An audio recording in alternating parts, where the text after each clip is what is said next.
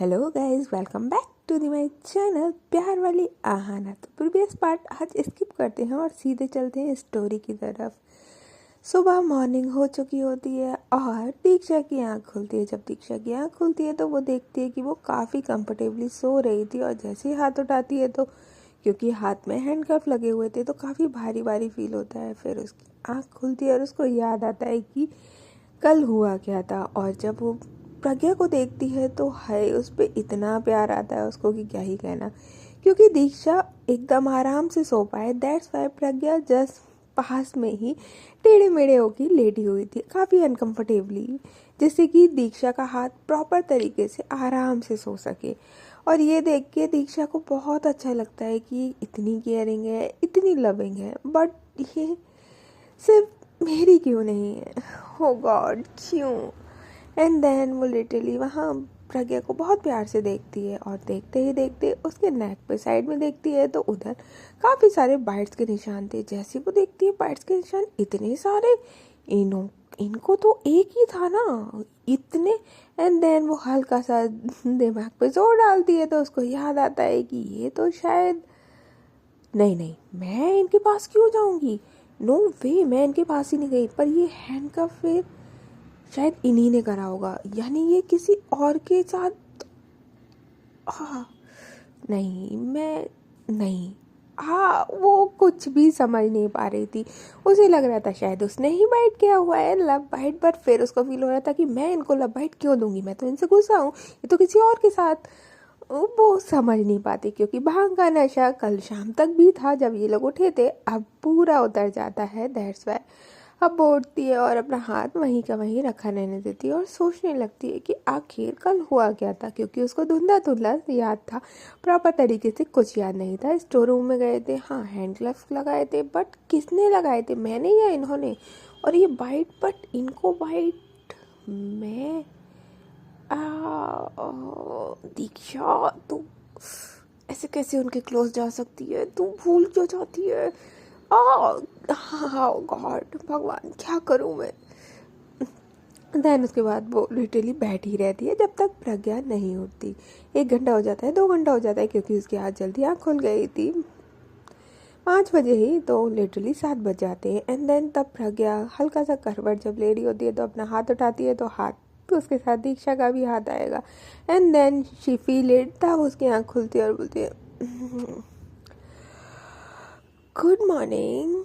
और जैसे ही दीक्षा ही सुनती है तो बोलती है गुड मॉर्निंग, उठ जाइए। प्रज्ञा बोलती है आप कितनी देर से उठे हुए हो।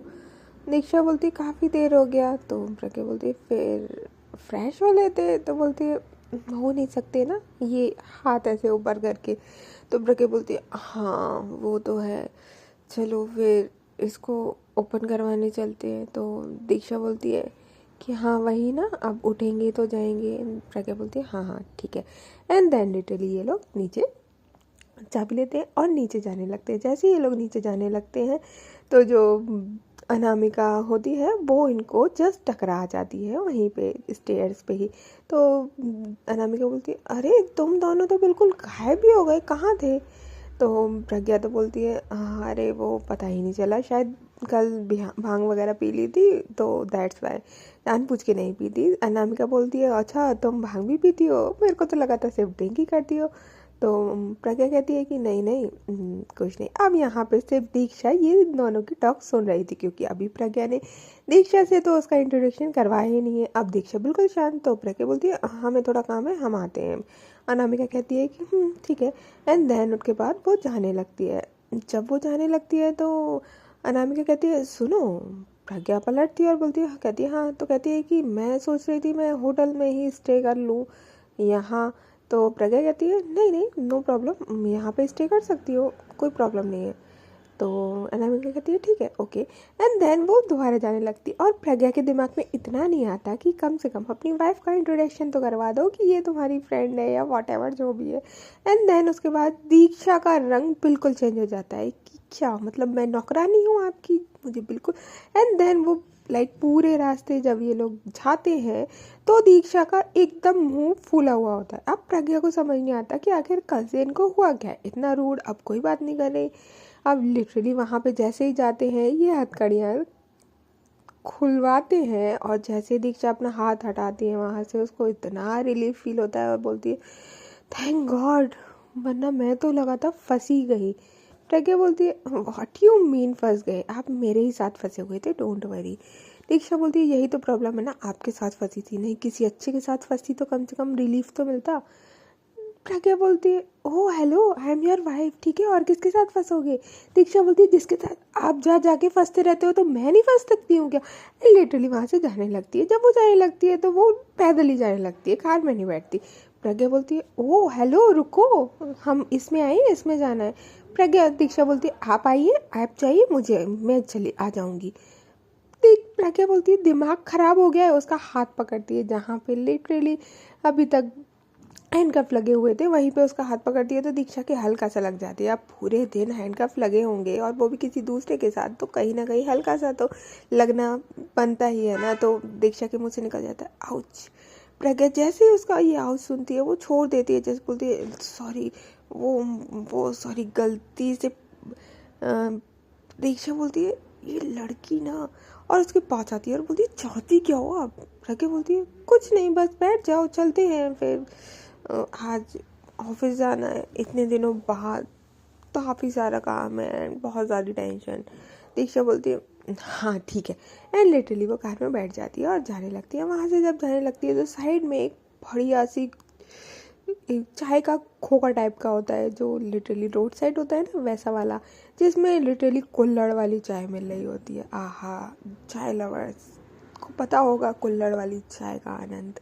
बस जैसे ही प्रज्ञा वो देखती है तो बोलती है वाओ। तो दीक्षा काफ़ी शॉक्ड होती है कि वाओ क्या देख लिया, कौन सी लड़की दिख गई जो वाओ निकल गया। एंड देन प्रज्ञा गाड़ी रुकवा लेती है। जब वो गाड़ी रुकवाती है तो कहती है कि चलो चाय पीते हैं। तो दीक्षा काफ़ी कंफ्यूज होती है और बोलती है नहीं मुझे कोई चाय नहीं पीनी। तो बोलती है अरे चलो ना, मज़ा आ जाएगा। एंड देन वो जैसे ही कार से उतरते हैं तो दीक्षा देखती है कि कुल्हड़ वाली चाय और इनको पसंद है, seriously no way. And then Pragya जाती है और जो चाय वाले भैया होते हैं उनको कहती है कि भैया 2 बढ़िया सी चाय लगा दो और बन भी लगा देना मक्खन मार के। अब जब वो ये लैंग्वेज सुनती है ना प्रज्ञा की, तो दीक्षा काफ़ी कंफ्यूज होती है, क्योंकि याद था उसको जब एक साइड दीक्षा ऐसा कुछ हरकत कर रही थी तो प्रज्ञा का रिएक्शन क्या था, और आज वही प्रज्ञा वही सेम मतलब थिंग, बस चाय के लिए ये वाली हरकत। ऑफ कोर्स जो चाय लवर्स होंगे तो उनके लिए कुल्हड़ वाली चाय तो सोने पे सुहागा ही होती है, बट ये प्रज्ञा आई डोंट थिंक सो। प्रज्ञा तो कॉफ़ी टाइप पर्सन है, फिर ये चाय कुल्हड़ क्या दे। दीक्षा को काफ़ी कन्फ्यूज़न होती है वहाँ पे। अब जब प्रज्ञा उसके पास आके बैठती है तो दीक्षा उसको बड़ी ही कंफ्यूजिंग निगाहों से देख रही थी। प्रज्ञा उसको कुछ नहीं बोलती। एंड देन चाय वाले भैया चाय ले आते हैं। अब जैसे ही चाय लाते हैं तो प्रज्ञा दीक्षा को अपने हाथों से चाय देती है कि लो इसको ट्राई करो, मज़ा आ जाएगा। दीक्षा जब पीती है एक सिप तो जो उसके मुंह पे चाय लगती है ना, आए हाय क्या ही कहना, मज़ा ही आ जाता है। अब वो जैसे ही पीती है तो फिर प्रज्ञा की साइड देखती है और बोलती है आपको ये सब भी पसंद है। प्रज्ञा बोलती है क्यों, इसमें क्या प्रॉब्लम है, चाय नहीं पसंद क्या। प्रज्ञा दीक्षा बोलती है नहीं आप तो कॉफ़ी लवर हो ना। तो प्रज्ञा बोलती है कॉफ़ी भी पी लेती हूँ, ऐसा नहीं है, बट ये वाली चाय अगर मैं यहाँ से गुजरूँ ना तो बिना इस चाय को पिए मुझे पता नहीं क्यों रहा नहीं जाता। एक अलग सा ही कनेक्शन जोड़ा है इस चाय से मेरा। दीक्षा बोलती है लगते तो बिल्कुल नहीं हो। तो प्रज्ञा बोलती है कि अभी जानते ही कहाँ हो आप मुझे। दीक्षा बोलती है लगता है बिल्कुल नहीं जानती मैं आपको, क्योंकि आप जैसे अंदर से हो वैसे बाहर से बिल्कुल नहीं हो, और जो बाहर से हो वो अंदर से नहीं हो। So confusing. एंड लिटरली वो अपने बालों को पकड़ने लगती है। प्रज्ञा उसको देखती है और बोलती है क्या हुआ, इतना क्या इरिटेट हो रहे हो, चाय ही तो है पी लो। एंड देन वो चाय पी लेती है। अब दीक्षा बेचारी और ज़्यादा कंफ्यूज कि आखिर चल क्या रहा है। एंड देन लिटरली वो वहाँ से जब जा रहे होते हैं घर की तरफ तो एक साइड में मंदिर पड़ता है। अब दीक्षा गाड़ी रुकवाती है और बोलती है कि मुझे यहीं पे छोड़ दो। प्रज्ञा बोलती है मैं चल रही हूँ ना साथ में। तो दीक्षा बोलती है नहीं मुझे थोड़ी देर यहीं बैठना है। तो प्रज्ञा बोलती है कोई बात नहीं मैं भी बैठ लूँगी।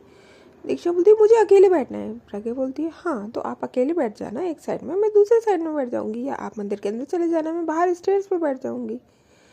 दीक्षा बोलती है क्या है। प्रज्ञा बोलती है मॉर्निंग है और क्या है। वो लिटरली दीक्षा इरिटेट हो रही थी और प्रज्ञा उसको इतने प्यार से उसके साथ साथ है, क्या ही कहना। अब दीक्षा प्रज्ञा कहाँ ही सुनती, दीक्षा उतर जाती है और मंदिर की साइड जाने लगती है। और जो प्रज्ञा होती है वो उसके पीछे पीछे पीछे बड़े प्यार से, जो दीक्षा होती है वो आगे जाके एक जो देहरी टाइप की होती है मंदिर की, वहाँ जाके शांति से बैठ जाती है। और जो प्रज्ञा होती है वो दूसरे एकदम उसके अपोजिट साइड होती है, बिल्कुल उसके, अगर वो वहाँ से बैठे तो सीधे प्रज्ञा दिखेगी, वहाँ प्रज्ञा जाके बैठ जाती है। काफ़ी डिस्टेंस था उन दोनों के बीच में। अब जो प्रज्ञा थी वो दीक्षा को देख रही थी, और जो दीक्षा है वो एक साइड भगवान को देखती है और दूसरी साइड प्रज्ञा को देखती है और बोलती है भगवान क्या, मुझे कुछ तो रास्ता दिखाओ कि मैं कहाँ हूँ। एक तरफ तो ये इतनी स्वीट है, ये देखना कि यहाँ पे मुझे अकेला छोड़ के नहीं जा सकती, और एक तरफ वो कहीं भी किसी के साथ भी कुछ भी। तो लिटरली जो प्रज्ञा होती है वो भी पहले भगवान की साइड देखती है, फिर दीक्षा की साइड देखती है और बोलती है कि भगवान क्या हो गया इनको, इतनी अच्छी आपने वाइफ दी है, मेरी तो लाइफ बना दी। आई जस्ट लव हर। मुझे नहीं पता था कि मैं ऐसी वाइफ पाके इतनी लकी पर्सन हो जाऊंगी। मुझे तो लगता था कि शादी वादी सब बेकार है, but now I believe you कि हाँ आप हो और आप सबके लिए अच्छा ही सोचते हो। लाइक जो दीक्षा भगवान के लिए एक उसकी आस्था थी वो ख़त्म हो रही थी, और प्रज्ञा की जो आस्था नहीं थी, जो नास्तिक थी, वो अब आस्तिक हो रही थी। ओह गॉड, ये क्या खेल रचा है ऊपर वाले ने भी, बड़ा ही गजब होता है ना। समटाइम जो बिलीवर होते हैं वो बिल्कुल अनबिलीवर हो जाते हैं, और जो बिलीव करते थे क्या ही कहना, इनकी गजब, ऊपर वाले की तो गजब ही होती है लीलाएं। तो बस अब वो दोनों लिटरली आधे घंटे तक ऐसे ही बैठे रहते हैं, कभी एक दूसरे को निगाहों से आई टू आई कांटेक्ट इतनी दूर से देख रहे थे, तो कभी भगवान को, तो कभी ऊपर, तो कभी साइड में वो बैठी हुई चिड़िया को। जस्ट मतलब इस तरीके से वहाँ दोनों बैठे रहते हैं। ना प्रज्ञा बोलती है एक बार भी जाने के लिए, ना दीक्षा बोलती है। हाफ एन आवर हो जाता है, कुछ पता नहीं चलता। फिर दोबारा जब 1 घंटा हो जाता है, दोनों इस तरीके से, मतलब इतना सुकून था ना वहाँ पे। दोनों ही लिटरली वहाँ बैठे हुए थे। कहीं ना कहीं दीक्षा कुछ नाराज़ थी, उसके आइज में हल्का हल्का हाँ आंसू भी आने लगे थे, बट प्रज्ञा को वो इतनी दूर से तो नहीं दिख रहा था कि प्रॉपर तरीके से आइज में आंसू। और दीक्षा भी काफ़ी अच्छे से उसको छुपाने में एक्सपर्ट थी। प्रज्ञा को लग रहा था कि ठीक है, शायद इनको थोड़ा रिलीफ मिल जाएगा यहाँ बैठेंगी तो। एंड देन जब 1 घंटा हो जाता है, तब प्रज्ञा का जो फ़ोन होता है वो रिंग होता है। वो उठाती है तो किसी और का नहीं, वहाँ पे नानी माँ का कॉल था, और बोलती है कि बेटा तुम लोग कहाँ हो, सुबह से दिख नहीं रहे हो। तो बोलती है कि नानी माँ हम थोड़ा बाहर आए थे। तो नानी माँ कहती है कि क्यों, क्या हुआ, सब ठीक है ना। तो प्रज्ञा कहती है हाँ नानी माँ सब ठीक है। एंड देन जो दीक्षा होती है वहाँ से उस पर सुशी का कॉल आता है। बोलती है कि मैम आज तो ऑफिस आओगे ना, ऑफिस में काफ़ी प्रॉब्लम हो गई है, and I hope so ma'am ने आपको बताया होगा। तो दीक्षा बोलती है क्या बताया होगा। तो बोलती है कि मैम आप आएंगे तो बता देंगे। दीक्षा बोलती है हाँ ठीक है, बट हुआ क्या है। तो बोलती है कि मैम आप ऑफिस आएंगे तो फिर उसके बाद मीटिंग रखी जाएगी, तब बता दूंगी। तो दीक्षा बोलती है बताओ तो सही हुआ क्या है। सुशी बोलती है वो मैम ही बता देंगे आपको। तो जब सुशी इस तरीके से बोल के कॉल कट कर देती है, तो दीक्षा को समझ नहीं आता कि आखिर हुआ क्या है कंपनी में, जो ऐसे ही सुशी बोल रही है उससे।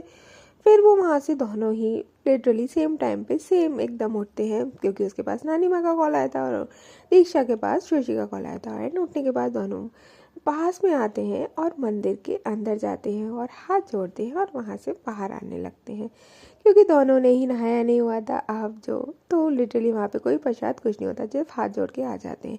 अब जो दीक्षा होती है वो कहती है कि कुछ हुआ है क्या कंपनी में। प्रज्ञा बोलती है कि नहीं, आपको किसने बोल दिया। तो बोलती है सुशी का कॉल आया था। तो प्रज्ञा बोलती है आहा इस लड़की को भी ना कुछ भी ना ना, ऐसा कुछ नहीं है, कोई टेंशन वाली बात नहीं है। प्रज्ञा बोल जब प्रज्ञा ऐसे बोलती है तो दीक्षा बोलती है कि कोई तो बात होगी ना, आप मुझसे छुपा रहे हो क्या। प्रज्ञा बोलती है कि आपसे छुपा के क्या ही मिल जाएगा, और वैसे भी क्यों फालतू की टेंशन लेना, आई कैन मैनेज ना। तो दीक्षा बोलती है अच्छा इस मामले में I you can manage, we are partners ना, तो फिर इसमें भी होना चाहिए ना। प्रज्ञा बोलती है कि हाँ ऑफ कोर्स होना चाहिए, अगर मुझे लगेगा मैं हैंडल नहीं कर सकती तो ऑफ कोर्स मैं आपके पास ही आऊँगी ना, और कहाँ जाऊँगी। दीक्षा जब ये सुनती है प्रज्ञा के मुँह से तो उसको थोड़ा सा अच्छा लगता है, मतलब ऑफ कोर्स अच्छा ही लगेगा अगर आपका पार्टनर चीज़ें खुद से हैंडल कर सकता है, बट आप चाहोगे कि वो आपके साथ भी चीज़ों को शेयर करे। बट सम टाइम ऐसा होता है ना कि क्यों टेंशन देना, मैं मैनेज कर लूँगा। तो बस वही प्रज्ञा का भी वही सब होता है कि मैं मैनेज कर लूँगी, क्यों आपको टेंशन देना। एंड देन उसके बाद ऑलरेडी वैसे भी उनके फादर के एक्सीडेंट की वजह से वो ऑलरेडी टेंस थी, दैट्स वाई। अब लिटरली ये दोनों कार में बैठ जाते हैं और घर की तरफ रवाना हो जाते हैं। अब जब घर की तरफ रवाना हो जाते हैं तो दीक्षा और प्रज्ञा जो एक दूसरे की तरफ देख भी नहीं रहे थे, वो कहीं ना कहीं अब एक दूसरे की तरफ देखने लगते हैं बड़े प्यार से।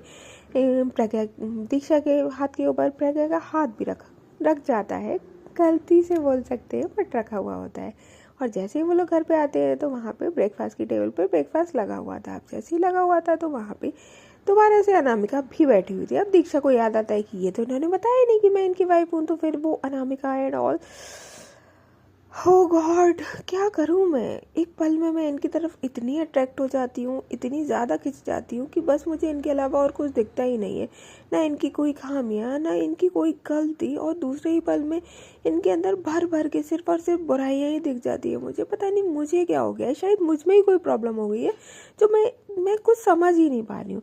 एंड देन वहाँ से जो प्रज्ञा होती है बोलती है आहा मज़े ही आ जाएगा, अब तो ब्रेकफास्ट कर लेते हैं। तो दीक्षा बोलती है कि मेरे को शावर लेना है, मैं जा रही हूँ। तो प्रज्ञा बोलती है अरे खा लो ना फिर उसके बाद चले जाना। दीक्षा बोलती है नहीं, बिना शावर लिए मैं नहीं खाऊंगी। एंड देन लिटरली वो वहाँ से चली जाती है।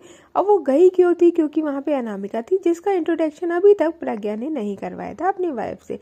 दैट्स वाई दीक्षा को काफ़ी बुरा लगता है कि ये आखिर है कौन, अगर फ्रेंड भी है तो मेरा इंट्रोडक्शन करवाना तो बनता है ना। मैं क्या हूँ, मतलब मैं आपकी वाइफ हूँ ना। अभी तो इतना बड़ा बड़ा डायलॉग मार रहे थे कि हर चीज़ में पार्टनर्स एंड ऑल मैं सब कुछ मैनेज कर सकती हूँ, और यहाँ पे आप एक पर्सन से मुझे इंट्रोडक्शन तक नहीं करवा सकती और बात करोगे ब्ला ब्ला और ब्ला। और लिटरली वो वहाँ जाके शावर में सिर्फ और सिर्फ शीशे के सामने अपने यही बकवास कर रही थी। प्रज्ञा के ऊपर जो भड़ास थी वो निकाल लगी हुई थी। अब जब प्रज्ञा जो होती है वहाँ से ब्रेकफास्ट कंप्लीट कर लेती है तो अनामिका बोलती है कि ऑफिस जाना है एंड उसके बाद मुझे थोड़ा काम है तो मुझे निकलना होगा। प्रज्ञा बोलती है ठीक है ऑफिस साथ में चल लेंगे। देन उसके बाद तो बोलती है हाँ ओके। अब जब प्रज्ञा जो होती है रूम में आती है जैसे ही, तो वॉशरूम में से कुछ आवाज़ आ रही थी, क्योंकि प्रज्ञा दीक्षा जो थी वो काफ़ी तेज़ बोल रही थी क्योंकि उसको गुस्सा ही इतना आ रहा था। अब जब वो तेज़ बोल रही थी तो प्रज्ञा को समझ नहीं आता कि दीक्षा फ़ोन पे बात कर रही है, बट वॉशरूम में क्यों, यहाँ पे भी तो कर सकती है ना। ओ गॉड। एंड देन उसके बाद जब 10 मिनट बाद दीक्षा वॉशरूम से बाहर आती है तो प्रज्ञा बोलती है वॉशरूम में कैसे बात कर रहे थे। दीक्षा बोलती है आपसे मतलब। प्रज्ञा कहती है अरे पूछे ही तो है, बताइए तो सही। दीक्षा बोलती है किसी से भी करूँ ठीक है, नन योर बिजनेस। तब प्रज्ञा ऐसे सुनती है तो बोलती है हाँ ठीक है, बट ये क्या बात होती है, मैं आपसे को अच्छे से पूछ रही हूँ, आप अच्छे से भी तो रिप्लाई दे सकते हो ना। दीक्षा बोलती है नहीं आता मुझे अच्छे से रिप्लाई देना ठीक है। वो काफ़ी रूड और काफ़ी अजीब सा बिहेव कर रही थी, प्रज्ञा को समझ नहीं आता है। एंड देन वो कहती है कि हाँ वॉट एवर, और वो लिटरली वो शावर लेने चली जाती है और दीक्षा यहाँ पे तैयार होती है और नीचे पहुँच जाती है। जब ब्रेकफास्ट करती है प्रज्ञा यहाँ पे रेडी शेडी होती है। एंड देन नीचे आती है तो दीक्षा जो होती है वो किचन में ही होती है। जब प्रज्ञा के पास अनामिका आती है और अनामिका कहती है कि चले, तो बोलती है कि हाँ दीक्षा को आने दो। तो अनामिका कहती है कि वो फिर मुझे निकलना है तो चले। तो जो दीक्षा होती है बोलती है कि प्रज्ञा बोलती है कि दीक्षा को कि कितना टाइम लगेगा आपको। तो बोलती है कि थोड़ी देर। तो बोलती है कि तो हम लोग चले या आप साथ में ही चलोगे। दीक्षा बोलती है कि आपको ज़्यादा जल्दी है तो आप चले जाओ। एक्चुअली उसने गुस्से में बोला था ऐसा, बट प्रज्ञा को लगता है कि दीक्षा ने सीरियसली बोला है कि अगर आपको जल्दी है तो आप चले जाओ, मैं आ जाऊंगी, उसको देर लगेगा। बट उसने तो थोड़ा गुस्से में बोला था कि आपको ज़्यादा जल्दी हो रही है तो आप चले जाओ, मतलब आगे का वर्ड नहीं बोला था कि 2 मिनट वेट नहीं कर सकते। बट ये वर्ड ना बोलने की वजह से मिसकम्युनिकेशन हो जाता है कभी कभी, जिसके साथ हमारी अंडरस्टैंडिंग की काफ़ी अच्छी हो ना, मिसकम्युनिकेशन हो ही जाता है। दैट्स वाई कहते हैं कि कम्युनिकेशन मोस्ट इम्पोर्टेंट। बस वही यहाँ पे हो जाता है। तो दीक्षा जो प्रज्ञा होती है वो अनामिका के साथ ही ऑफिस निकल जाती है। और जैसे ही लिटरली कार बाहर ही निकली होती है, दीक्षा बाहर आती है और देखती है कि रूम में कोई नहीं है वहाँ पे हॉल में, और जैसे देखती है कि पूछती है वहाँ पे मेट से कि ये लोग कहाँ गए, तो बोलती है वो मैम वो तो चले गए। दीक्षा को इतना बुरा लगता है कि ये मुझे ऐसे कैसे छोड़ के जा सकती हैं। लिटरली अभी सुबह जो केयर था, जो प्यार था, अब वो कहाँ चला गया। मतलब सीरियसली ऐसा कोई पर्सन होता है कि अभी 2 मिनट में इतना प्यार दिखाता है और दूसरे ही पल में ऐसे जैसे कि मैं कुछ हूँ ही नहीं। बट शायद वहाँ पे प्रज्ञा गलत नहीं थी, क्योंकि वो कंपनी को लेके थोड़ा टेंशन में थी, और जो अनामिका थी उसका बिहेवियर अभी तो अच्छा था, बट आगे क्या हो वो तो वही जाने ना। दैट्स वाई प्रज्ञा तो निकल गई थी, उसके मन में ऐसा कुछ भी नहीं था। वो तो एज अ पार्टनर की कुछ चीज़ें मैं हैंडल कर लेती हूँ, कुछ चीज़ें आप हैंडल कर लो। बट दीक्षा के मन में तो यहाँ पे कुछ अलग ही चल रहा था ना, और दैट्स वाई मिसकम्युनिकेशन दोनों के बीच हो गया था। और यहाँ कम्युनिकेशन ना होने की वजह से दूरियाँ बढ़ती ही जा रही थी, खटास पैदा हो रही थी दोनों के मन में। रिश्ता धीरे धीरे एक गांठ का रूप ले रहा था, और किसी भी रिश्ते में अगर एक बार गांठ पड़ जाए तो प्रॉब्लम शुरू हो जाती है। इसलिए ट्रांसपेरेंट होना चाहिए कोई भी रिश्ता हो। होप सो आप लोग भी इस चीज़ को अपनी लाइफ में अप्लाई करोगे। अगर सिंगल हो तो आगे इन फ्यूचर के लिए, और पार्टनर्स हैं तो उनके साथ कम्युनिकेशन ज़रूरी रखना। ओके गाइस, तो फिर मिलते हैं नेक्स्ट पार्ट में कि आखिर दीक्षा जब अनामिका से मिलेगी, या अनामिका की नेक्स्ट चाल आखिर क्या ही होने वाली है, वो प्रज्ञा को कैसे अपने पास करीब लाने की कोशिश करेगी। तब तक लिए टेक केयर, बाय बाय।